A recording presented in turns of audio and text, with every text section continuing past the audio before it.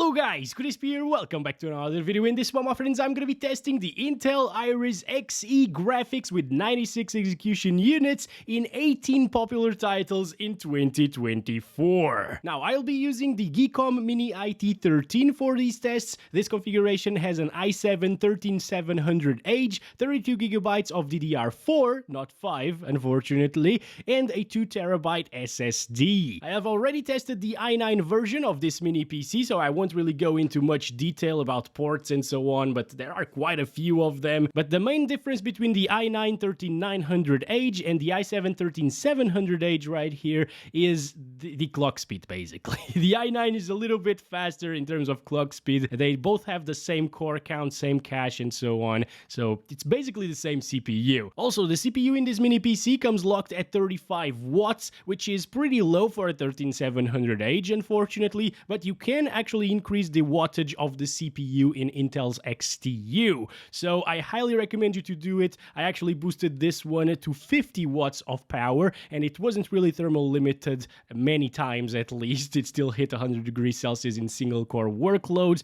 Not too often though, and definitely not as often as the i9 version. But yeah, those are considered safe temperatures anyways. And at 50 watts, we gained quite a bit of performance on this CPU right here. So I recommend you to do that. Lastly, I have installed the latest Intel Xe graphics drivers, as I usually do, and let's put it to the test now. Shall we? And first up we got Cyberpunk 2077. Let's go over the settings first. I'm starting at 720p using the lowest settings possible right here, and no resolution scaling. We're also going to try some FSR and XeSS because we will definitely need it. We're getting right around 30 frames per second. Sometimes it does dip into the 20s, like for example right here. It shouldn't, yes, there we go.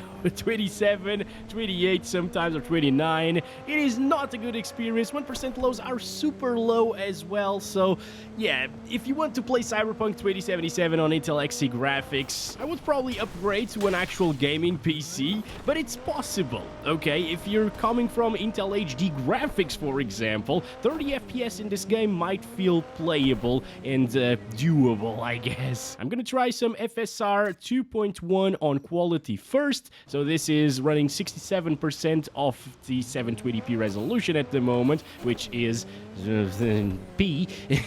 And this is good enough to put us above 30 FPS probably all of the time. I really hope so, guys. This is one of the most intensive areas in the game, and it is actually getting 30 plus, so alright. Also, goodbye, Bob! There you go. I think to minimize stuttering, you should probably lock your FPS to like 30. Alright, so I just went ahead and locked the FPS in Rivatuner Statistics server, and as you can see, that frame time graph is way more stable. It's actually flawless at the moment, so that means that we can indeed play this game absolutely fine with 30 FPS, as long as you don't really care too much about shimmery edges and stuff like that, because with FSR quality at 720p, it becomes pretty rough in the edges. Like, literally, okay? But as you can see, no problems whatsoever. It is now a playable experience, guys. But what about Intel's own upscaling, XeSS? I'm gonna set it to ultra quality, which should look a lot better, actually, than FSR quality. And indeed, it does. And it's actually getting similar FPS, maybe slightly lower, but if we see 30 plus around this area, especially with a lot of people shooting at us at the moment, damaging vehicles, I don't care about that. Can you please disappear so we have a clean image in the video? There you go, thank you. As I was saying, as long as it doesn't drop over here into the 20s, I think you're good, guys. And it seems to only be dipping into the low 30s and even like flat 30 FPS. So this might be the way to play this game if you own Intel Xe graphics with 96 execution units, like the one that the 13700H is rocking right here. So yeah, that's it for Cyberpunk 2077. Unfortunately, this isn't good enough to like match the iGPUs from AMD, like the 780M or even the 680M from last generation, but hey, Cyberpunk is playable, so there's that. This is a very intensive game, so it's kind of impressive, I guess. Next is Apex Legends, and we're playing this one at 720p using the lowest settings. Yeah, we're gonna play a lot of games at lowest settings in 720p. Okay, looking at the entire map over here, we're getting around 60s, down into the 40s at times, with people dropping right there. I'm gonna drop in this big city, as I usually do. Let's start counting our FPS. Inside of buildings, you can expect 60 plus, which is quite decent, but of course, it will drop into the 50s here and there. It's not a super consistent experience, but it's not an unplayable one, so I guess it's okay for Intel Xe graphics, you know. This is already a pretty old iGPU by today's standards, of course. Intel already has the new, oh boy, Ultra chips, you know, the Ultra 7 and Ultra 9 with ARC integrated graphics, which are much better than these. But that doesn't mean that oh my god, Xe graphics is totally, like, crap.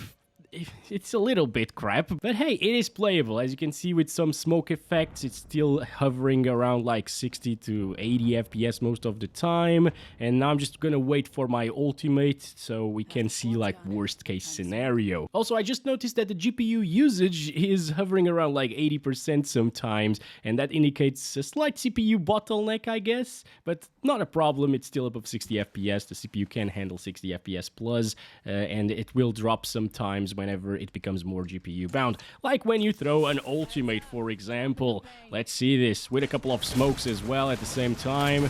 Let's see, explosions, let's go. It's already dropping into the 50s, 99% GPU usage, as you can see, and it dipped down to like what, 40 something FPS minimum.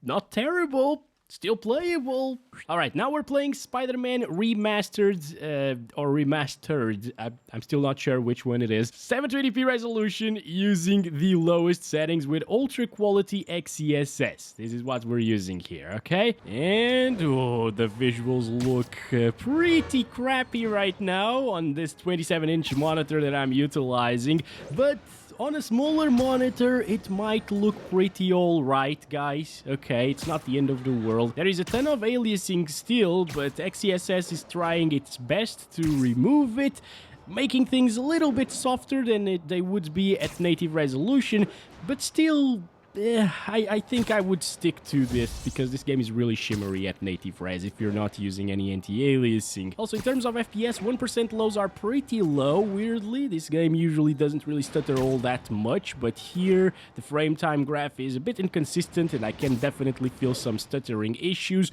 Right here is where the FPS will drop the most if you are GPU bound, and in this game we definitely are. GPU usage is always at 99%, and we're seeing around like 35 frames per second, which makes it playable. Once again, this is not an unplayable experience for sure. I wish we could have like a dedicated GPU coupled with this i7, then it would be an amazing experience. But hey, even if you want to play this game for a little bit on Intel Xe graphics, it will work. Once again, if you care about gaming, this is not something that you should buy, but I'm just showcasing this because there are a ton of gamers stuck with Xe graphics, and, well, now you know whether or not you can play these games. So far, everything is playable, surprisingly. It doesn't look great, but it's playable. So there's that. Oh boy, we're clipping into this guy right here. So alright, that's been it for this game. Ooh, if I do this... Oh my god. Oh yeah, I remember doing this with the GTX 1050 Ti as well. It had the same behavior. It works, and that's all that matters, guys. Alright, let's move on to the next one. Now we got a recent release. This is Helldivers 2, guys, and it's actually getting 30 plus up here, which is pretty impressive considering that the GT 1030 got single digits with the same settings. By the way, we're at 720p using ultra quality render scale and the lowest settings possible, of course. And another thing that I'm noticing is here in the spaceship, it used to be pretty dark because of the graphics drivers not working properly in this game for this iGPU. I tested it previously in the channel. It was a terrible experience. Just in terms of graphics, because they were completely broken in this iGPU, basically, and everything was super dark. And here, I'm hopeful that it might be fixed. But no, as you can see, guys, everything is still super dark. Oh my god, I just spawned and died instantly. Here you can actually tell some detail on the ground, you know. It doesn't look absolutely awful, but it's still really dark, and I don't like it. So even though the FPS are actually playable with 35 on average and 31% lows, and the good thing about this game is that, oh boy, even when a lot of effects are on screen, it usually doesn't drop by a lot, you know, so you can expect 30 plus like 99% of the time using these settings on Intel XE, which is really impressive for a recent title. But yeah, it's a shame that we still don't have the proper graphical fidelity that the game should have, even on low settings. It's worse than low settings. It's broken. In other maps, it will be all black, basically, especially in like desert maps that don't have vegetation, you know. The ground is gonna be just a black texture, and it looks awful. You can check my standalone video in Helldivers to see what I'm talking about a little bit better. But yeah, the game should be way brighter than it is right now. Please, Intel, fix. Okay, now we got the good old GTA 5 at 1080p using high settings with very high textures, because we got the VRAM needed for it, because VRAM is RAM in this machine. And look at that, the game is looking great at 1080p resolution, and it's playing pretty well. It's not 60 FPS, but I mean, I would take this over 60 plus FPS at 720p resolution. Again, it's not really that great, especially considering that you could buy something like a GTX 650 Ti that I tested a few days ago in GTA 5 and get 60 plus FPS on average, and that's an entry level to mid-range GPU from 2012.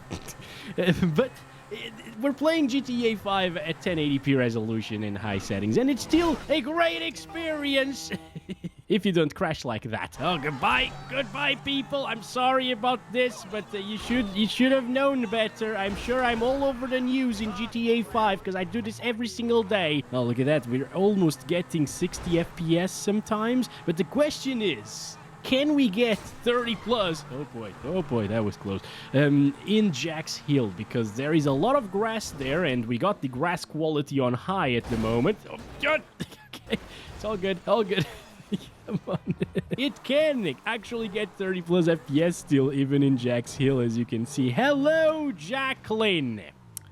Okay, I wanted to see Jack, but tell him hi for me, alright? Maybe we'll see him in Red Dead Redemption 2 still, so not all hope is lost. But let's do the most important thing in the GTA benchmark video, also dropping down into like the mid-30s sometimes, and that's killing Bob. Goodbye, Bob! There we go. Freedom to Rex, my friends. And we can now proceed to the next game. On to another 2024 title. This is Deeprock Galactic Survivor. And I really like this one, by the way. I've been playing it a lot on my ROG Ally. We're playing at 1080p resolution using 1080p resolution, because there's no settings in this game. It asks for a GTX 1050 as a minimum requirements GPU, but apparently it works okay on Intel XE graphics. As you can see, we're just getting 60-ish frames per second around here. This is a roguelike title. I really enjoy these lately, by the way. But yeah, it's working just fine. Sometimes there's the odd stutter here and there, but it doesn't really affect the experience too much. I think you guys are going to enjoy this game a lot if you have something like integrated graphics once again, and I really do recommend this one. Look at that, 70 FPS sometimes. It gets pretty much the same FPS no matter what.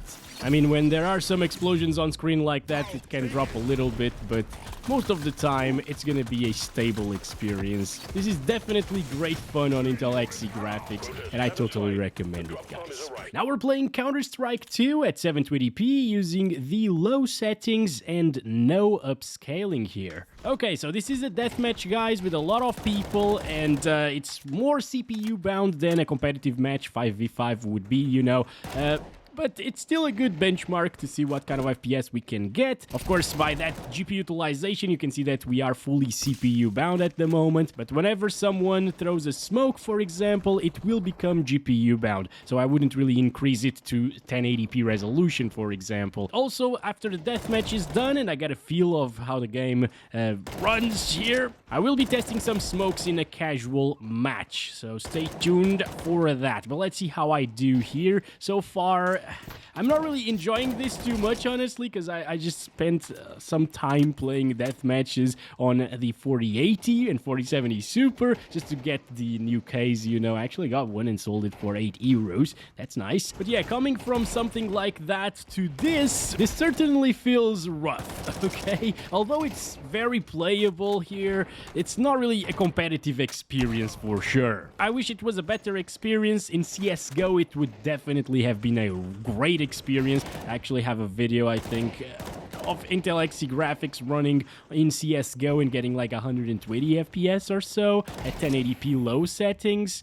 But yeah, CS2 is a completely different beast, guys. I wish there was a way to keep playing CSGO, or at least that there was like a performance mode in CS2 that made it run like CSGO. But I guess that can't really be done because it's a newer engine after all. But what I'm curious about is smoke effects, my friends. And now we're playing a casual match with more people than the death match. Looking in this direction, right here, we're seeing just around 60 FPS, and there's a smoke right there. Great stuff. So inside of the smoke, or at the edge of it, which is where it's going to drop the most, it's getting 60s with 99% GPU usage. Double smoke right here, and now with both smokes on screen, it's still not dropping from 60. You know what? That's quite a bit better than what I was expecting here. So I guess you can still get 60 plus FPS most of the time, but where it's gonna drop the most, definitely, is right here with the smoke looking at the middle of the map and with a grenade on top of it. Now you can see it drops into the 40s. It's not the end of the world, once again. That's not gonna happen very often, I guess. Looking at the fire effects, it also doesn't really drop too much. So I say it is definitely playable, and I actually thought it was gonna drop a little bit more. And next, also from Valve, we got Dota 2 at 1080p using the high settings preset right here and 100% resolution scale. And let's start counting our FPS. We're getting 60-ish frames per second right here, full GPU utilization, which is always nice to see, especially on Intel graphics, because, you know, that means that we're not CPU bound. It's very weird to see integrated graphics being CPU bound sometimes and bottlenecked, you know, but that's not the case in Dota 2, at least on high settings. As you can see, it does dip into the 50s sometimes, depending on what's happening here. If you're seeing a ton of effects on screen, it will inevitably drop, but in a game like this, that's not really that big of a deal. I, for example, could still play the game all day long like this with these FPS. It's also very stable in terms of frame time graph. There is no stuttering happening here, which is good to see. And I even played this game on like the GeForce 310M or something like that with a really old laptop, and I had fun anyways at like 800 by 600. You can play it just fine on high settings, and of course if it runs like this on high settings, it will run even better on normal settings, or medium settings actually, or low settings if you want that competitive experience with 60 plus FPS.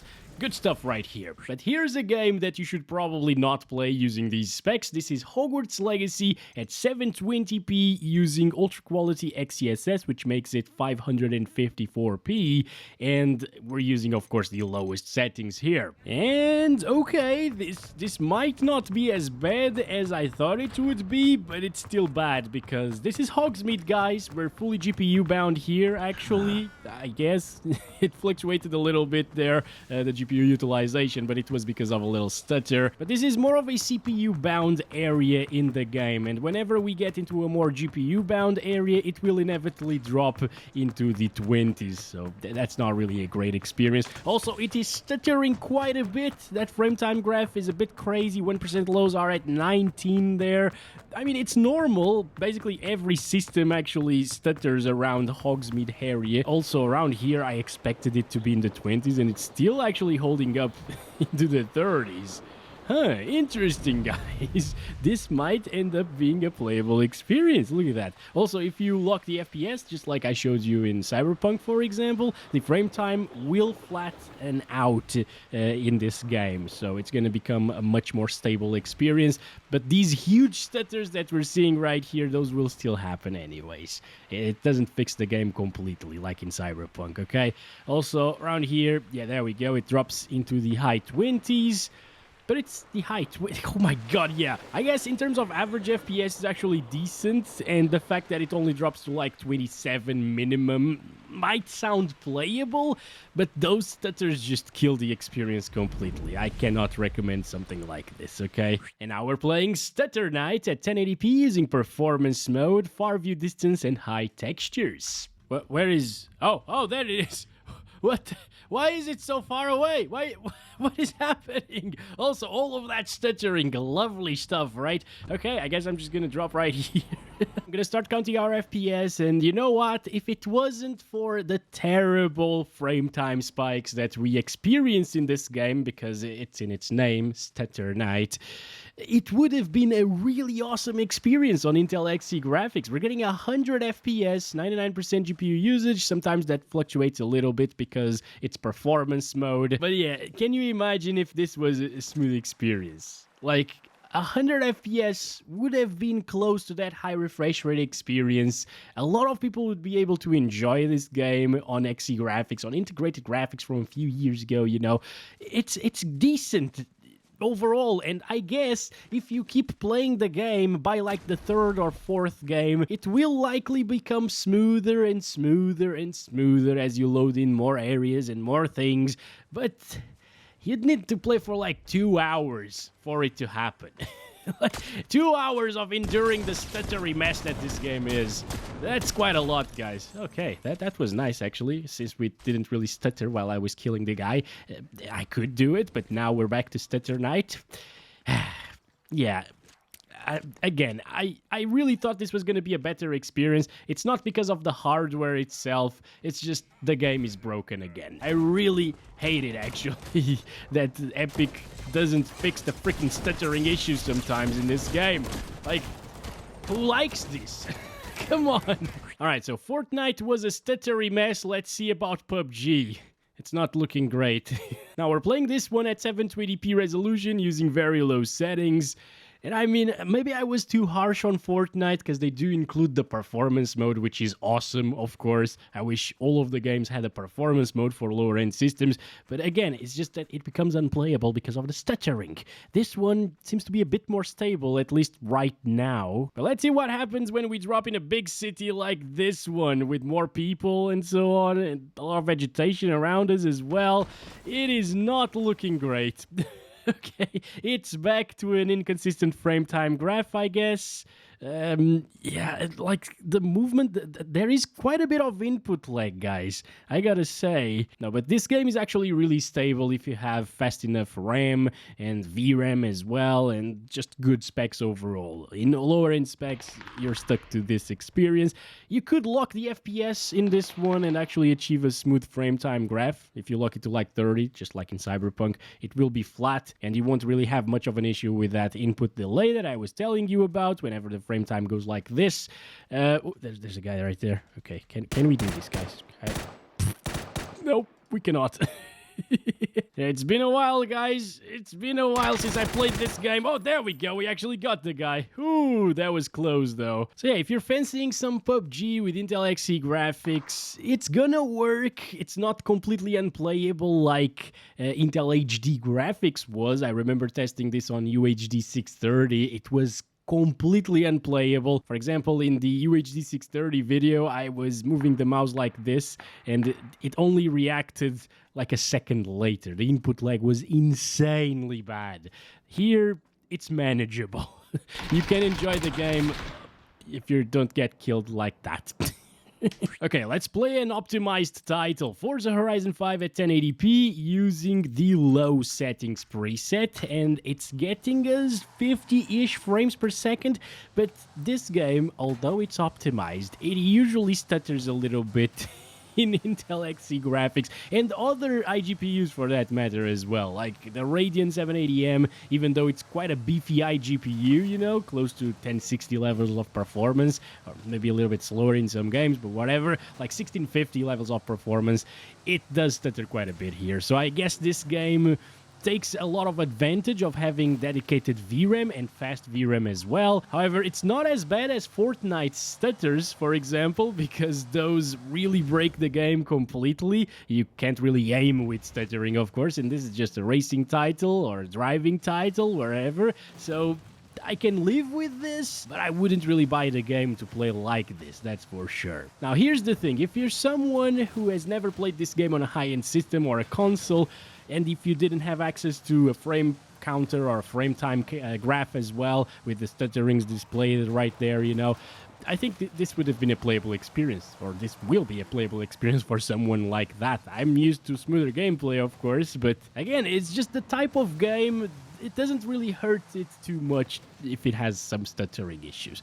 And it did drop into the 20s, by the way, back there at the end of the tunnel. That's the most intensive thing that you'll come across in this game. And it won't really happen that often, so it's safe to say that this is okay at 1080p low settings. Next up is the usually gorgeous Red Dead Redemption 2, but now we're playing at 720p with ultra textures and the lowest settings on everything else, so it isn't gonna be as gorgeous, but it still looks decent, right? And it's getting very playable FPS. At first, I started it at 1080p resolution, guys, but I was seeing 29 FPS looking in this direction. So yeah, 720p is definitely the best way to go here, unfortunately. Oh, it still has this issue with the water? No! Look at that, it looks like crap for some reason. Anyway, aside from a couple of graphical bugs here and there, I think you're in for a pretty good experience here with XE graphics in Red Dead Redemption 2. You can also see that there isn't a single stutter in that frame time graph. It's refreshing, isn't it, guys? Even Forza had stuttering, but this one is actually really smooth. Unfortunately, there isn't any Jack around here. Why? Maybe he's in this direction? I don't know. Probably not. Yeah, we probably missed him already, guys. No, no, Roach! Roach! Seriously, you had to do it. I just looked at the camera 1 second and he does this to me. Dude, gotta love the optimization in Red Dead Redemption 2, seriously. Like, there are so many games that look so much worse than this and can't run on Intel Xe graphics. Like Starfield doesn't even launch, for example. And if it did, it would probably get like 15 FPS and it looks way worse than this, right? And it's not as big of an open world either. Also, around here in Strawberry, even looking at the river, which is usually intensive, it's getting 30 plus. Very comfortably, actually. Like, closer to 40 than 30. That's very impressive. Oh my god. Okay, so this is Palworld, guys, at 720p, very low settings. Okay, at least now it's smoothed out. It was just loading, that's why we got a ton of stuttering there. I'm gonna sleep the night off and then start the benchmark run. Alright, here we go. So this game actually has an autosave feature that makes the game stutter every 30 seconds because it's autosaving. Yes, we can actually say that the game stuttering is a feature, like that. Okay, did you see that? Come over here, I went to right, come on. So, well, I guess you can play this game, actually. I don't see a ton of people complaining about the stuttering issues, so yeah, it definitely puts me off. But if you are strong and if you don't care about those spikes, well, it's gonna work. At least it's at 30 plus FPS all of the time, which is quite decent. I thought it was gonna run a little bit worse since this is a UE5 title on Intel Xe graphics, you know, and it doesn't really run very well on stuff like GT 1030 as well as the RX 554 gigabyte. I think this is performing better than both of those dedicated GPUs with actual dedicated VRAM as well. Next up is Call of Duty Warzone crossover with Modern Warfare 3. We're playing at 720p resolution using the minimum settings with XeSS ultra quality. No depth of fields, no on-demand streaming because that actually makes it stutter. That's a common feature, I know. Let's get into it. Oh, yes, this is right. I totally forgot Intel Xe graphics has this super weird graphical issue. Look at that. Yep. Okay, well, but what about the FPS? Let's start counting them. It gets 30s. It's obviously not going to be playable with these graphical issues. I mean, in Helldivers 2, you could argue it's okay because you can still do everything absolutely fine. But over here, this is way too distracting. You can't really spot people like this. And it's flickers and stuff. Ugh. This is one of the worst experiences ever in Warzone. Well, not one of the worst ones. One of the worst ones would probably be the time when I tested Warzone on a GT 710. Oh boy. It didn't have graphical issues though, so at least there was that, but like 5 FPS, yeah. Oh, there's a guy there! Oh! Oh, I almost got him! How the heck did I not get that kill? It's just another one of them problems where it is playable in terms of FPS, but it's not playable in terms of graphics, so... It's a big shame, guys. It's a real big shame. And lastly, I got Rust right here at 1080p resolution using head bob off because we don't like bobs in this channel, obviously. No, I'm joking. I just don't like bob in GTA and Cyberpunk, okay? If there's a bob watching, thank you very much. I like you. Anyway, moving on. We're using the low settings. Render scale is set to 100%, and I'm using these settings right here, which I manually adjusted. Image effects are all turned off aside from sun shafts, and this one is like this. I'm gonna go to like a forest area, of course. This is pretty easy to run in the middle of the desert, but so far so good. It stutters a little bit. As usual. I could play Rust like this just fine, and I actually did play Rust like this for like a year or two back when I had like GTX 760 with an FX 6350. I was running like higher graphical settings back then. I mean, it was another version of the game, but I was getting around these FPS and with some drops into the 20s as well. So you can definitely enjoy some Rust on something like Intel Xe graphics, which is nice to know about, because this is a great game, guys. You know what? Let's be a meal for this bear, right? Okay. Hello? You don't want to? Okay. Hello? Bear? Why? Why don't you attack me? Are you serious? All right then. Oh yeah, also if you light up the torch in the middle of the woods, it might actually drop down into like 29, 28 FPS. I totally forgot about that. But still, it is an enjoyable and playable experience. And my friends, we have reached the conclusion of this video. I'll still have Assassin's Creed Mirage as well as Rainbow Six Siege running their respective benchmark runs on screen as we talk about the gaming experience on the Intel Xe graphics. And well, as expected from Intel Xe graphics, this can't really run the latest and greatest, I mean, the latest games, not the greatest because the greatest games are older games anyways, but it can't run newer and intensive games that well, right? You really need to lower the settings and resolution to make them playable, and a lot of them won't even launch, like Starfield, for example. It just crashes every single time. But that doesn't mean that you can't have fun if you're stuck with Intel Xe graphics as your gaming GPU. Games like Dota 2, CS2, sort of, I mean, it was playable, right? And it can be enjoyable. It's just not very competitive. Valorant, Overwatch 2, which I haven't really tested in this video. I can't really fit everything in, right? That's what she said. But yeah, those types of esports titles or indie games or just less intensive games like Deeprock, Galactic, those will run absolutely fine on Intel Xe graphics, and those are my favorite anyways, honestly, guys. AAA stuff has been dead for a while. And the AAA games that are actually good are from 2020 and older. I mean, there are some newer AAA games that are good, of course, but most of them are older titles, and you can still play them on Intel Xe graphics, which is pretty nice, right? The mini PC itself is pretty impressive though, but it's not really a gaming machine. I tested for gaming because that's what it's all about in this channel. But yeah, of course, CPU performance-wise, it's pretty strong, and it's gonna work in CPU-intensive tasks absolutely fine. I even used the i9 version of the mini PC for editing for a couple of months without a problem. It was smooth. It rendered videos fast enough, actually, which is very impressive in a PC like this, with this size, right? Anyway, that's been it for this one. Thanks very much for watching, and I'll catch you in the next one very soon. As always, love you all. Bye-bye.